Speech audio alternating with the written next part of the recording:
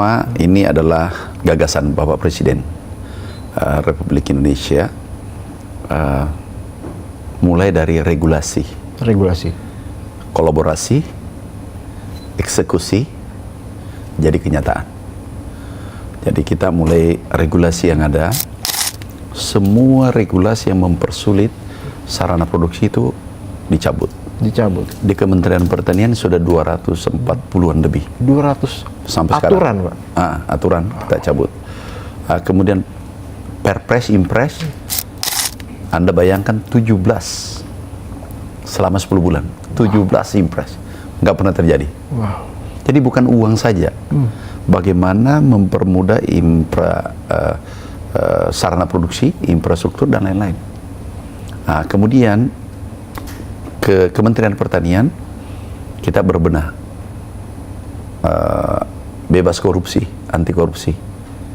Ada korupsi kita pecat langsung ya Pak? Langsung, nggak usah peringatan, tunggu peringatan, tidak terbukti dan TSK. nggak, langsung kita pecat.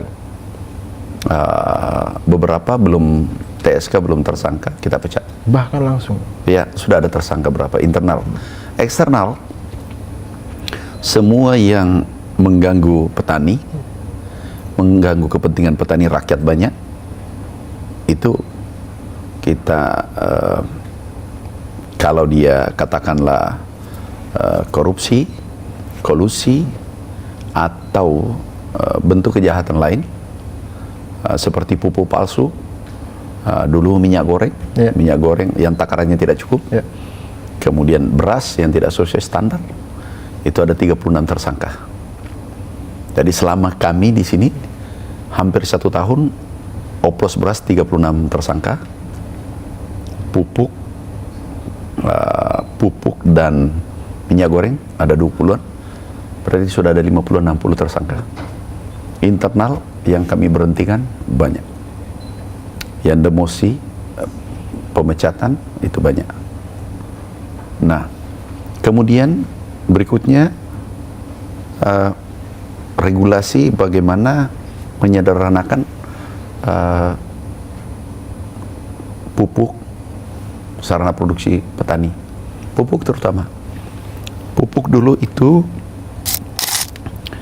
langkah dan tidak cukup untuk petani seluruh Indonesia.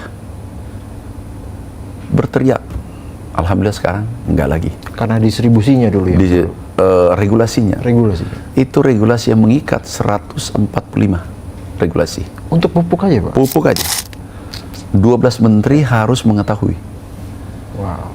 38 gubernur, 514 bupati dan wali kota harus bertanda tangan semua, baru pupuk bisa dikirim. Sekarang dari kementerian, kami tanda tangan dari Kementerian Pertanian ke produsen, langsung petani. Sekarang nggak ada teriakan lagi. Coba kita keliling, bayangkan puluhan tahun teriakan ini, dan itu menurunkan produksi. Nah, baru dari segi regulasi, kemudian penegakan hukum, berantas koruptor dan mafia, itu bisa berkontribusi meningkatkan produksi. Ini belum cerita anggaran. Tahun lalu kan anggarannya kami masukkan Oktober. Anggaran Kementerian Pertanian, Pak? Iya kan, baru sudah akhir kan. Kami refocusing anggaran. Ini yang menarik juga, refocusing anggaran.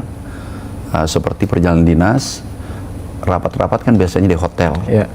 Perjalanan dinas kami cabut. Rehab-rehab kantor, ini kan masih bagus, nggak penting, cabut semua.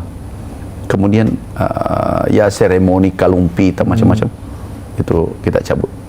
Ada 1,7 triliun. 1,7, wah. Hasilnya hanya 3 bulan, 4 bulan, itu 17 triliun. Peningkatan nilai produksi.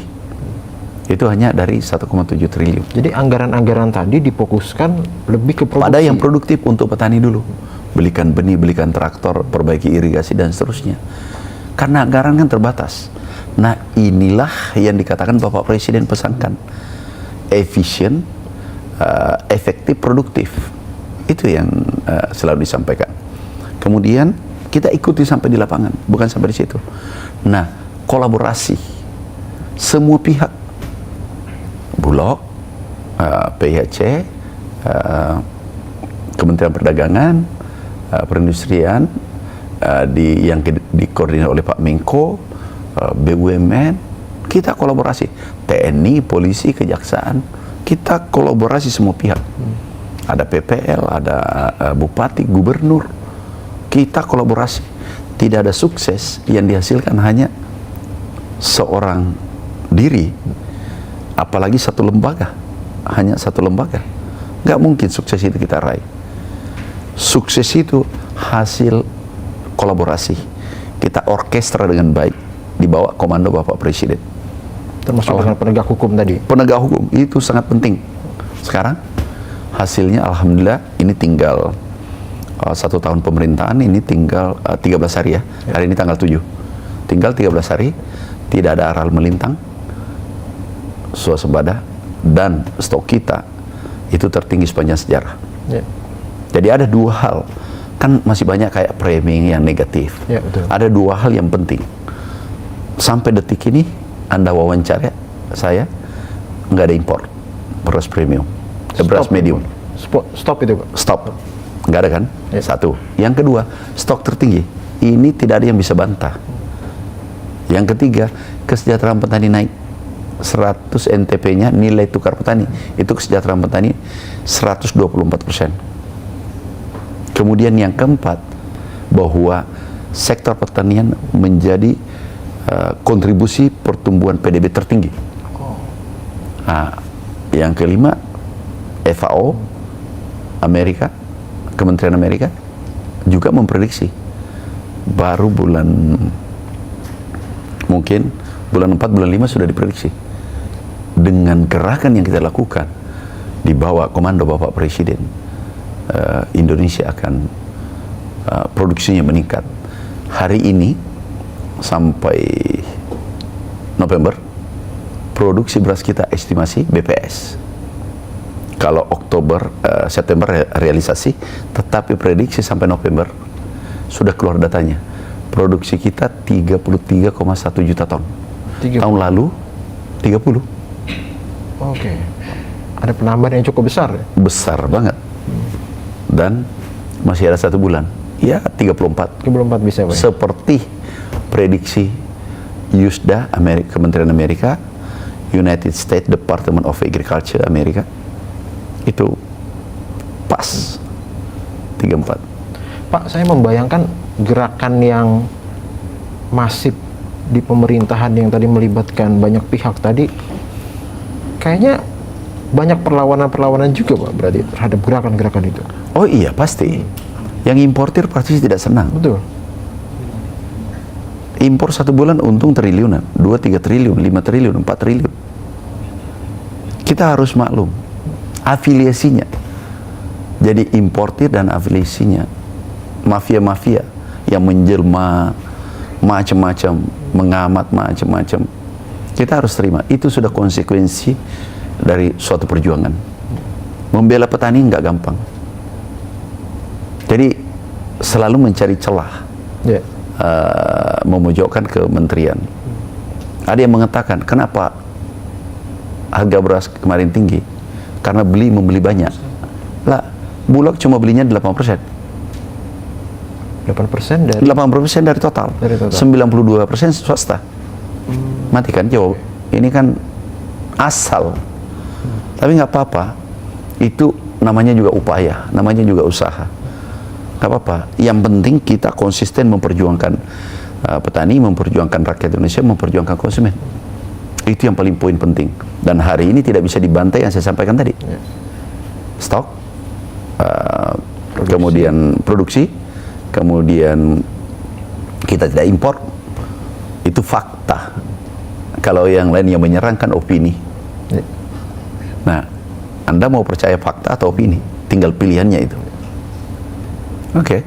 Pak, dengan kondisi sektor pertanian kita yang tadi Bapak sudah jelaskan, saya sih ngebayangin mungkin negara-negara yang biasa ekspor ke kita, ekspor beras ke kita, mungkin mereka kaget juga kali ya? Oh, itu menarik. Ya, benar. Kami dampingi Bapak Presiden pertemuan pemimpin Asia Tenggara di Malaysia kemudian ke Singapura, kemudian kami ke Rusia dampingi beliau, Jordan. Mereka meminta waktu kepada Bapak Presiden untuk mengimpor ke Indonesia. Oke. Bayangkan, tahun lalu kita kan importir terbesar Di seluruh dunia. seluruh dunia. Iya, untuk beras. Itu 2023 kita impor 3 juta, 2024 4 juta, 7 juta, hampir 100 triliun. Menggiurkan. Ya. Nah, ini memang kaget. Tahu harga beras dulu waktu kita impor $650 per ton. 650. Karena kita tidak impor. Berarti beras numpuk kan? Melimpah, harga turun $372. Artinya apa? Petani-petani Indonesia atas gagasan besar Bapak Presiden berkontribusi pada masyarakat dunia, memberi pangan yang murah pada masyarakat dunia. Benar nggak? Ya.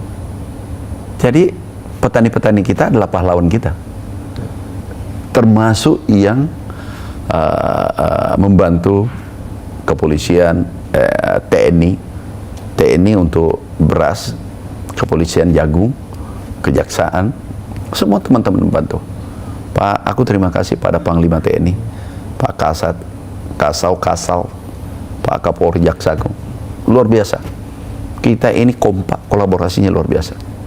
Jadi hasil kita, bukan saya.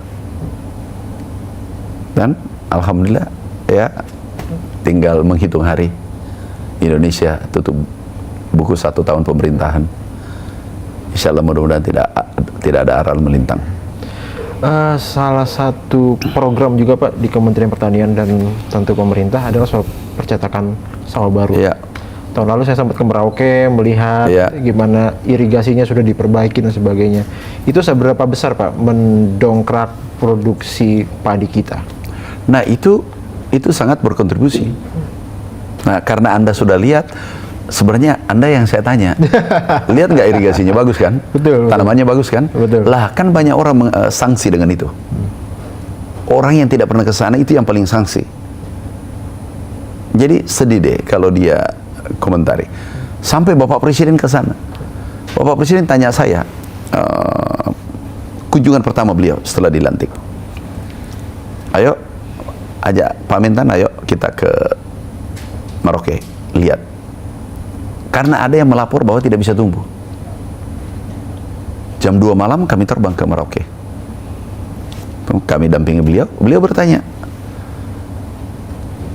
Pak Amran ini katanya nggak bisa tumbuh. Iya Pak. Karena dulu tidak ditanam. Sekarang sudah ditanam. Tumbuh. Beliau ketawa. Ditanyalah produksinya berapa. Masyarakat setempat. Produksinya berapa? 7 ton. Dulu cuma 3 tahun. Terus tanamnya dulu 1 kali, sekarang 3 kali. Setahun bisa 3 kali. Kami kirim 2 kapal peralatan ke sana. Karena harus transformasi pertanian tradisional ke modern. Tanpa itu nggak mungkin. Kami men-setting, kami membuat klaster cetak sawah yang baru. Itu menjadi transformasi pertanian tradisional menjadi modern. Sejajar dengan Amerika dan China. Itu yang kita bangun. Sehingga anak muda mau terlibat. Anak muda mau terlibat kalau 2 hal. Karena 2 hal. 1, menguntungkan. Yang kedua adalah menggunakan teknologi. Kalau itu tidak, nggak mungkin. Nggak mungkin anak muda bisa dipaksa. Sekarang ada 27.000 ikut sektor pertanian. Dan Anda nanti ceritakan ke orang bahwa aku sudah lihat benar adanya yang di Merauke. Nah, bagi konsumen Pak, bagi kita ini mungkin tadi kalau misalnya melihat data terus fakta yang tadi Bapak sudah sampaikan terkait dengan kualitas beras, itu juga yang menjadi concern publik kan. Apalagi kemarin kita tahu bersama beberapa bulan lalu lah, kita tahu bersama dikagetkan dengan isu ada beras oplosan lah yang dilakukan oleh para produsen-produsen besar. Nah, itu bagaimana Pak Kementerian Pertanian melakukan strategi akhirnya jangan sampai nih persoalan ini menjadi isu yang justru menggerus kepercayaan masyarakat terhadap upaya pemerintah yang sedang dilakukan di sektor pertanian ini. justru kita yang berinisiatif mengecek. Itu aku luruskan ya, bukan persoalan oplos, campur, macam-macam. Pelanggaran regulasi. Pelanggaran regulasi. Titik. Jadi nggak usah, jangan dipolemikkan. Macam oplos ini biasa dan bukan itu. Aku beri contoh ya. Ini brokennya kalau premium itu adalah 14,5 atau 15%. Brokennya premium. Selesai ya. Setelah kita cek brokennya 40, Wah. 50%, 30. Ya kayak menir.